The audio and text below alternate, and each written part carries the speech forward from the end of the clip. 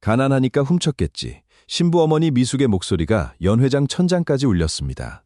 웃고 떠들던 하객들이 일제히 입을 다물었습니다. 수백 개의 눈이 제 작업복과 낡은 신발을 훑었습니다. 제 가방은 이미 바닥에 뒤집혀 있었습니다. 구겨진 영수증과 고무장갑이 대리석 위에 흩어졌습니다. 그 사이로 딸 할인의 낡은 머리핀이 굴러나왔습니다. 저는 차가운 바닥에 무릎을 꿇고 있었습니다. 손바닥이 떨렸지만 주먹조차 쥘 수 없었습니다. 여기서 울면 저들이 원하는 모습이 될 것 같았습니다. 미숙은 빈 보석 상자를 제 얼굴 가까이 들이밀었습니다. 팔찌 어디 숨겼어? 그녀의 목소리에는 의심이 없었습니다. 처음부터 저를 범인으로 만들 생각이었습니다. 제 뒤에서 작게 숨을 삼키는 소리가 들렸습니다. 직원 휴게실 문 앞에 8살 할인이 서 있었습니다. 아이는 제 가방끈을 가슴에 꼭 끌어안고 있었습니다. 할인의 입술은 핏기 없이 떨리고 있었습니다. 우리 엄마는 안 훔쳤어요. 아주 작은 목소리였습니다. 하지만 얼어붙은 연회장에서는 누구보다 또렷했습니다. 미숙은 할인을 내려다보며 입꼬리를 비틀었습니다. 애 앞에서까지 거짓말할 셈이야? 제 손끝이 서서히 굳었습니다. 저를 모욕하는 건 참을 수 있었습니다. 하지만 제 아이의 얼굴까지 짓밟게 둘 수는 없었습니다. 바로 그때였습니다. 할인이 꽉 쥐고 있던 왼손을 천천히 펼쳤습니다. 작은 손바닥 위에는 검은 단추 하나가 놓여 있었습니다. 가느다란 은색 무늬가 박힌 낯선 단추였습니다. 그것을 본 순간 누군가의 얼굴이 아주 잠깐 굳었습니다. 하지만 그때의 저는 그 표정을 놓쳤습니다.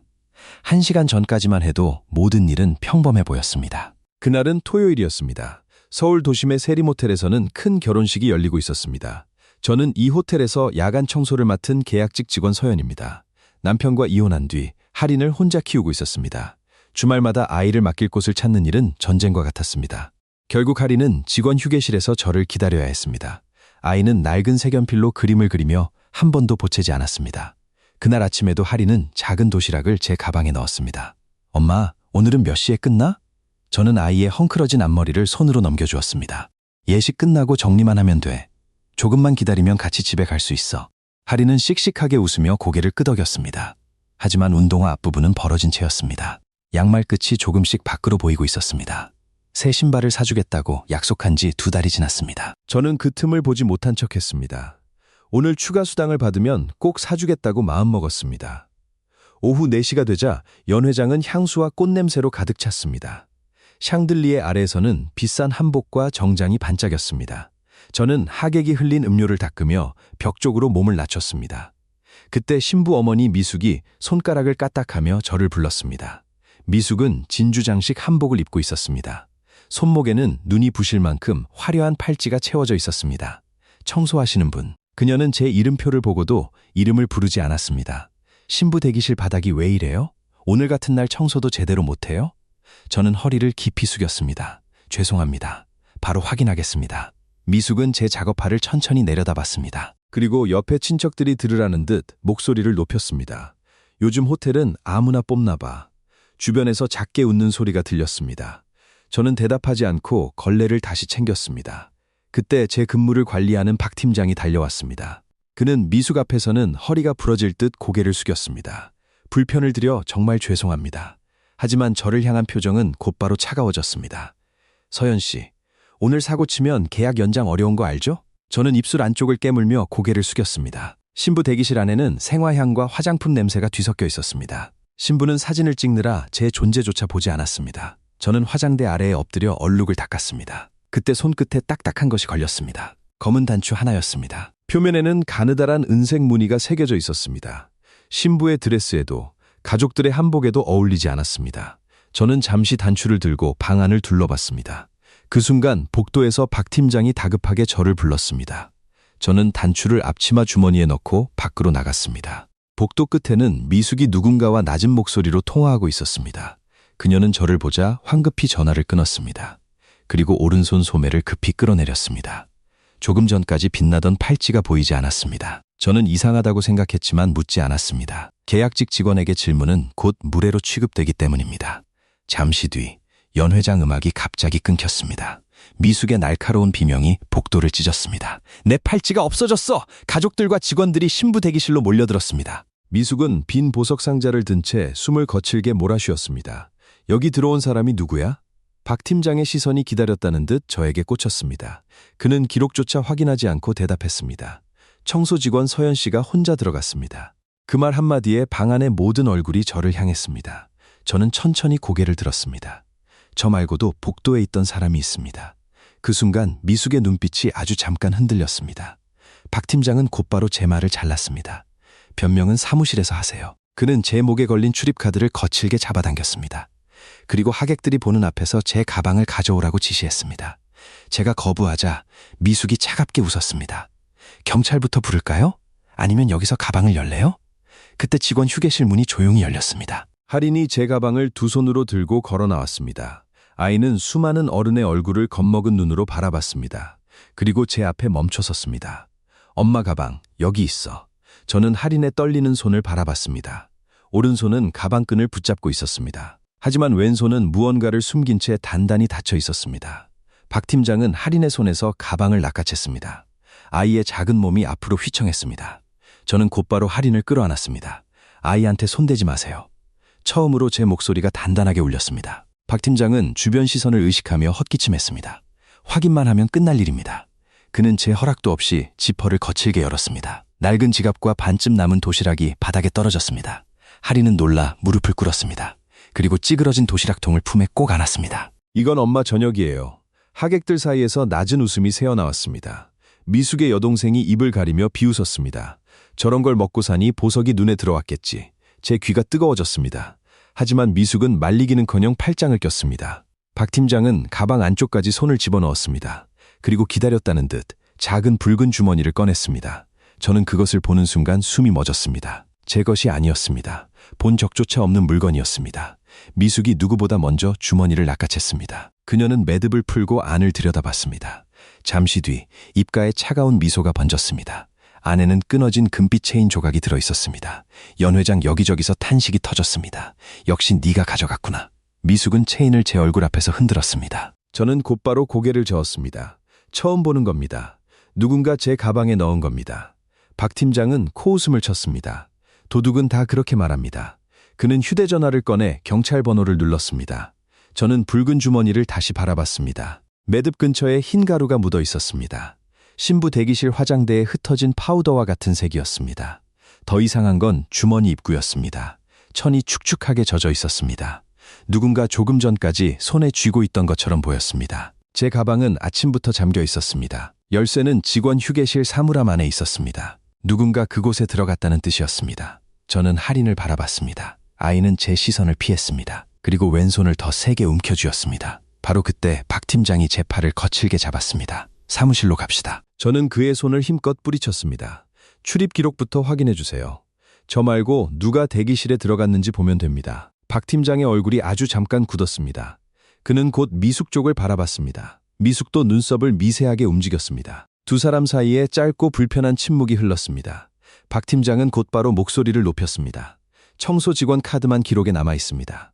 저는 그 말을 듣는 순간 이상함을 느꼈습니다. 그는 아직 기록을 확인하지 않았습니다. 지금 확인하신 겁니까? 제 질문에 박 팀장의 목을대가 움직였습니다. 원래 그 방은 서연 씨 담당이잖아요.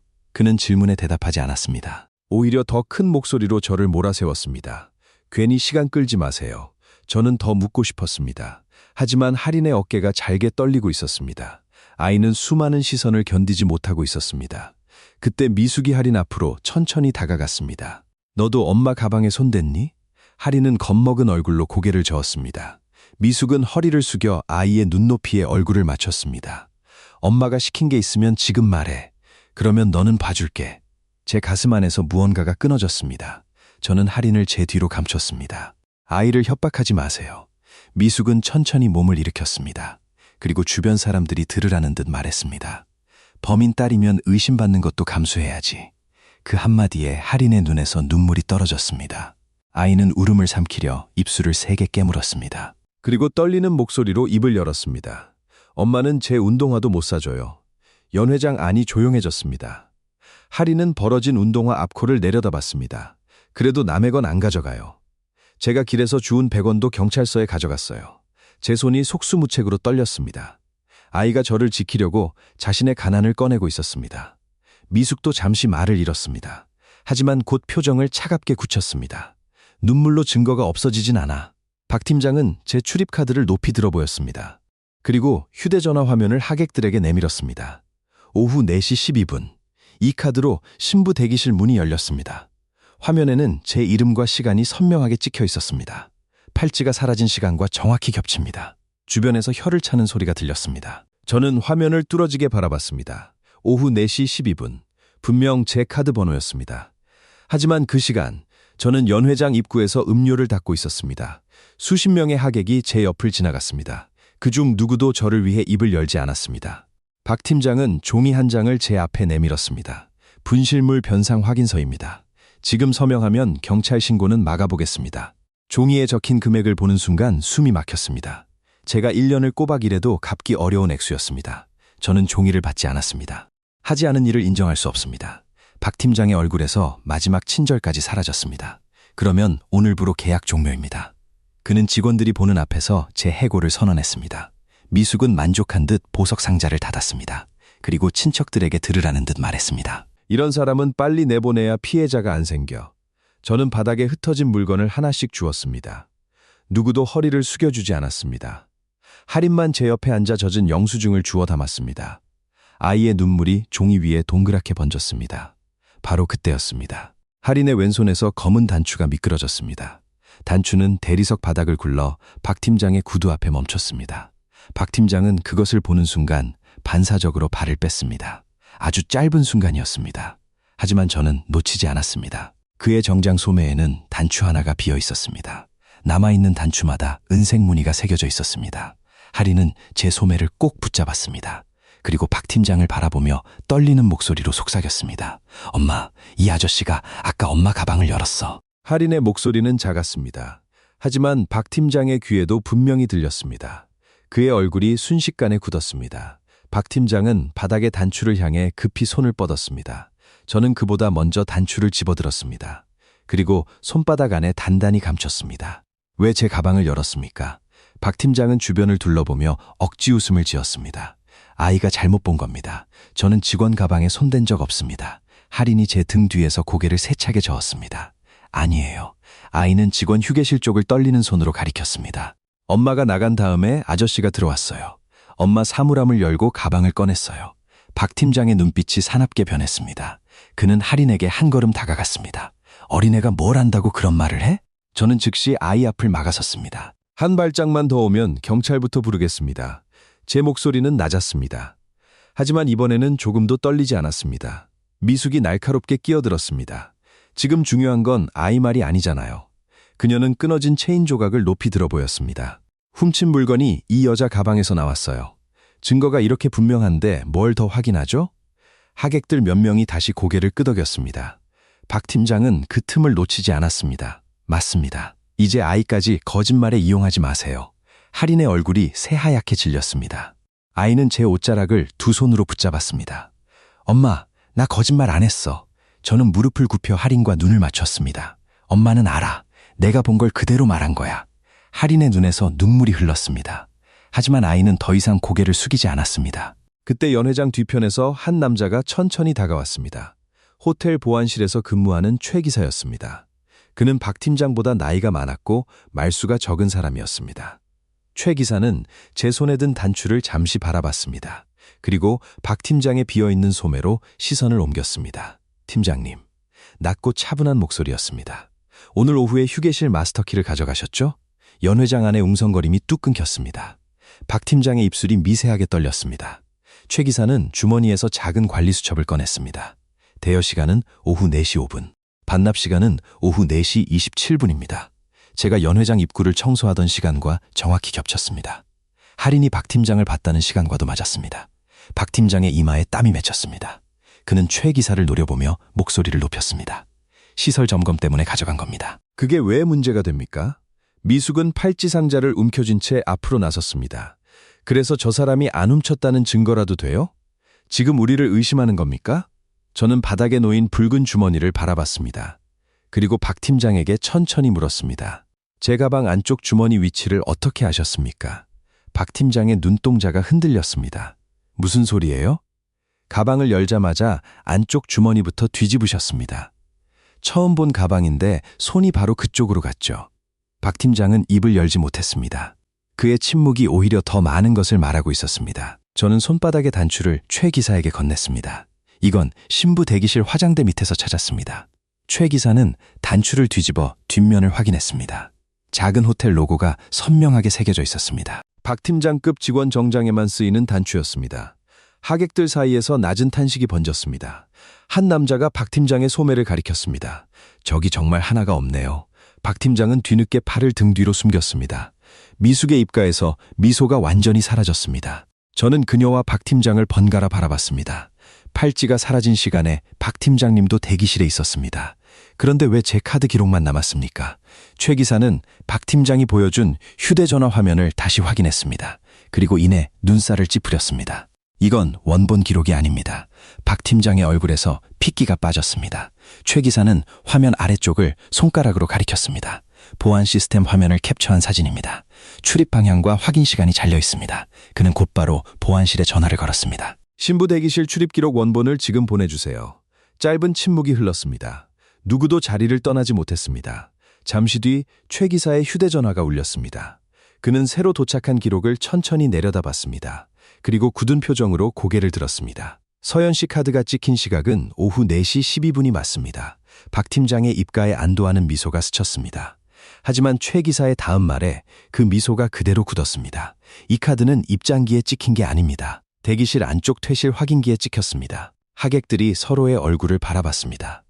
최 기사는 기록을 확대해 모두에게 보여줬습니다. 누군가 서연 씨 카드를 들고 방 안에 있었다는 뜻입니다. 저는 목에 걸린 카드를 내려다봤습니다. 그 시간에도 분명 제 목에는 카드가 걸려 있었습니다. 문득 오후 4시 10분쯤 일이 떠올랐습니다. 복도에서 박 팀장이 제 어깨를 세게 부딪히고 지나갔습니다. 그는 미안하다는 말도 없이 제 명찰을 잠시 붙잡았습니다. 그때 카드가 뒤집혔지만 저는 대수롭지 않게 넘겼습니다. 최 기사는 제 목에 걸린 카드를 받아들었습니다. 그리고 카드 뒷면을 확인한 순간 눈빛이 달라졌습니다. 서연 씨, 이건 서연 씨 카드가 아닙니다. 카드 아래에는 작은 글씨가 적혀 있었습니다. 신부 대기실 임시 출입증. 누군가 제 진짜 카드를 빼돌리고 임시 카드를 대신 걸어둔 겁니다. 박 팀장은 무의식적으로 뒤로 물러났습니다. 미숙도 더 이상 제 눈을 바라보지 못했습니다. 바로 그 순간이었습니다. 미숙이 붉은 주머니를 재빨리 움켜쥐었습니다. 그리고 사람들 틈을 헤치며 신부 대기실 쪽으로 움직였습니다. 저는 그녀의 오른쪽 소매를 바라봤습니다. 길게 내려온 한복 소매 안쪽에서 금빛이 잠깐 번쩍였습니다. 조금 전 사라졌다고 했던 바로 그 빛이었습니다. 저는 신부 대기실로 향하는 미숙을 불러세웠습니다. 잠깐만요. 미숙의 발걸음이 그대로 멈췄습니다. 저는 그녀의 오른쪽 소매를 가리켰습니다. 그 안에 있는 것부터 보여주세요. 하객들의 시선이 한꺼번에 미숙의 손목으로 쏠렸습니다. 미숙은 소매 끝을 움켜쥐며 날카롭게 쏘아봤습니다. 지금 무슨 헛소리를 하는 거야? 그녀가 한 걸음 뒤로 물러났습니다. 그 순간 금빛 팔찌가 소매 안에서 미끄러져 나왔습니다. 팔찌는 대리석 바닥에 떨어져 차가운 소리를 냈습니다. 아무도 움직이지 못했습니다. 연회장 안의 공기가 완전히 얼어붙었습니다. 조금 전까지 저를 향하던 의심이 미숙에게 돌아갔습니다. 미숙은 다급히 팔찌를 주워들었습니다. 방금 복도에서 찾았어요. 누가 버리고 간 걸 이제 발견한 거예요. 하지만 그녀의 손은 눈에 띄게 떨리고 있었습니다. 저는 바닥에 붉은 주머니를 바라봤습니다. 그럼 제 가방에서 나온 체인은 뭡니까? 미숙의 입술이 굳게 닫혔습니다. 최 기사는 팔찌와 체인 조각을 나란히 놓았습니다. 팔찌 한쪽 연결고리가 거칠게 끊어져 있었습니다. 붉은 주머니 속 조각은 그 자리에 정확히 맞았습니다. 팔찌는 도난당한 것이 아니었습니다. 신부 대기실 안에서 망가진 것이었습니다. 신랑 어머니가 사람들 사이에서 앞으로 나왔습니다. 그녀는 팔찌를 보는 순간 얼굴이 창백해졌습니다. 그건 우리 어머니가 남긴 유품이에요. 오늘 하루만 빌려달라고 해서 맡긴 거잖아요. 그녀의 목소리가 점점 떨렸습니다. 망가졌으면 사실대로 말했어야죠. 왜 죄 없는 사람을 도둑으로 만들었어요? 미숙은 끝까지 고개를 숙이지 않았습니다. 실수였어요. 당황해서 오해한 것뿐이에요. 저는 할인의 손을 꼭 잡았습니다. 실수로 체인을 제 가방에 넣을 수는 없습니다. 실수로 제 출입카드를 바꿀 수도 없고요. 박 팀장의 얼굴에서 땀이 흘러내렸습니다. 미숙은 곧바로 그를 손가락질했습니다. 저 사람이 혼자 꾸민 일이에요. 나는 팔찌를 찾아달라고 말했을 뿐이에요. 박 팀장의 표정이 서서히 일그러졌습니다. 이제 와서 전부 제 탓으로 돌리십니까? 두 사람은 서로를 노려봤습니다. 조금 전까지 같은 편이던 사람들이었습니다.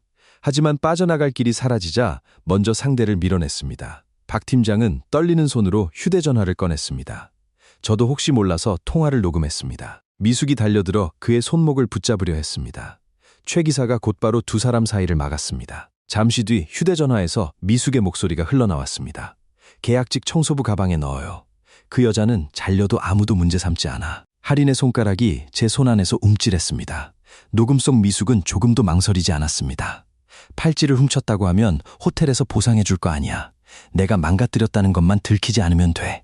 곳곳에서 탄식과 욕설이 터져나왔습니다. 미숙은 팔찌가 끊어진 사실을 숨기려 했습니다. 호텔의 관리 책임으로 돌려 보상까지 받으려 했습니다. 박 팀장은 귀한 손님의 요구를 들어주면 승진에 도움이 될 거라 생각했습니다. 그래서 가장 힘이 없는 저를 범인으로 골랐습니다. 신부는 두 손으로 입을 막은 채 어머니를 바라봤습니다. 눈물이 화장 위로 천천히 흘러내렸습니다. 엄마가 정말 그런 말을 했어? 미숙은 딸에게 다가가려 했습니다. 하지만 신부는 한 걸음 뒤로 물러났습니다. 내 결혼식에서 어린아이 앞에 엄마를 무릎 꿇렸어? 그게 어떻게 실수야? 미숙은 처음으로 아무 말도 하지 못했습니다. 보안실에서 추가 영상도 도착했습니다. 화면에는 박 팀장이 마스터키로 휴게실에 들어가는 모습이 남아 있었습니다.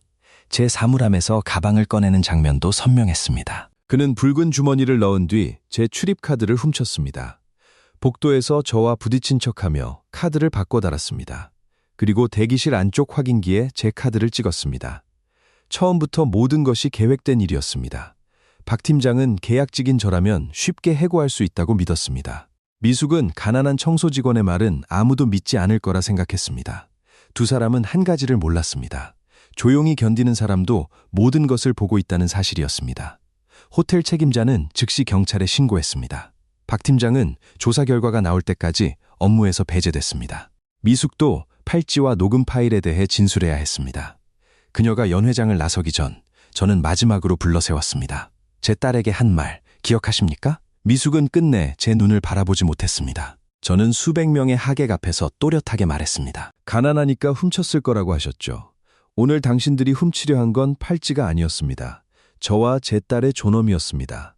미숙의 어깨가 작게 떨렸습니다. 하지만 저는 더 이상 사과를 기다리지 않았습니다. 저는 할인 앞에 천천히 무릎을 꿇었습니다. 이번에는 죄인처럼 꿇은 것이 아니었습니다. 아이의 젖은 두 볼을 닦아주기 위해서였습니다. 많이 무서웠지? 할인은 울면서 고개를 끄덕였습니다. 그리고 제 목을 두 팔로 꼭 끌어안았습니다. 그래도 엄마가 안 훔친 거 알아. 그 한마디에 끝까지 참았던 눈물이 쏟아졌습니다. 며칠 뒤 호텔은 공식 사과문을 발표했습니다. 제 계약 종료 통보도 즉시 철회됐습니다. 호텔은 합의금을 제안했습니다. 하지만 저는 돈보다 먼저 세 가지를 요구했습니다. 제 이름이 적힌 공식적인 무혐의 확인서, 계약직 사물함도 함부로 열지 못하게 하는 규정, 그리고 할인에게 직접 전하는 사과였습니다. 호텔 책임자는 아이 앞에서 깊이 허리를 숙였습니다. 어른들이 잘못했습니다. 할인은 그를 한참 바라봤습니다. 그리고 조용하지만 분명하게 대답했습니다. 다른 엄마한테는 그러지 마세요. 몇 달 뒤 저는 정식 평가를 거쳐 무기계약직이 됐습니다. 오래된 운동화 대신 할인에게 새 운동화를 사줄 수 있었습니다. 신발 가게를 나서던 날 할인이 제 손을 잡았습니다. 엄마, 이제 우리는 안 가난해? 저는 잠시 생각하다 아이를 바라봤습니다. 아직 돈이 많은 건 아니야. 그래도 우리가 부끄러워할 건 하나도 없어. 할인은 새 운동화로 바닥을 힘껏 디뎠습니다. 그 작은 발소리가 제게는 세상에서 가장 당당하게 들렸습니다. 사람의 형편이 그 사람의 양심을 증명하지는 않습니다. 낡은 작업복을 입었다고 의심받아도 되는 사람은 없습니다. 여러분이라면 그날 연회장에서 어떤 말을 해주셨을까요? 서연과 할인에게 전하고 싶은 마음을 댓글로 남겨주세요.